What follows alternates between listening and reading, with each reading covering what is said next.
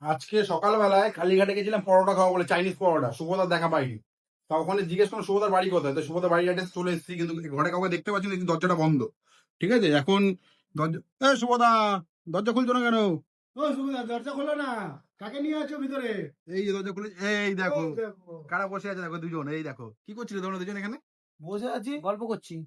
গল্প করছি, ও ওরকম করছে কেন? কি আবার ভিডিও দেখছি। এই যে তো গেটটা আমার বন্ধ সাথে করে ভিডিও একটা বানালাম। বন্ধ করে কি আবার? তোমাদের ডাকছি, পাত্তাই দিচ্ছ না। দোকানে যাবো পরোটা খেতে গেছিলাম, তোমাকে দেখে। শোন শোন, আমার যখন রুমে এসছিস আর পার্সোনাল কোনো অনুমতি নিয়ে এসছিস কি? তোমার ডাকলাম তো সাড়া দিলে না, ঢুকে চলে আসলাম। আরে বেডরুম আমার, তা তুমি কি ওখানে শুয়েছিলে নাকি? আবার ভাই হয় আমার, কেন থাকতেই পারে। এমনি বসে থাকি? ভাই দাদা বসে থাকলে কি মানে শুয়ে থাকা হয়ে গেল?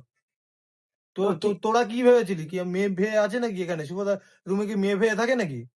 অনেকে তো ভিডিও পরোটা বিক্রি করতে করতে শিয়ালদাতে বড় বড় ডায়লগ ছেড়ে, ওর মতো না, সের মতো না। আমি তো এখনো শোন, রাজু 4খানা মেয়ে নিয়ে শিয়ালদার বুকে 6খানা হোটেলে থাকে। সেই তুমি কি প্রমাণ, দেখেছো? তুমি কি দেখেছো? প্রমাণ আছে আমার কাছে, প্রমাণ আছে।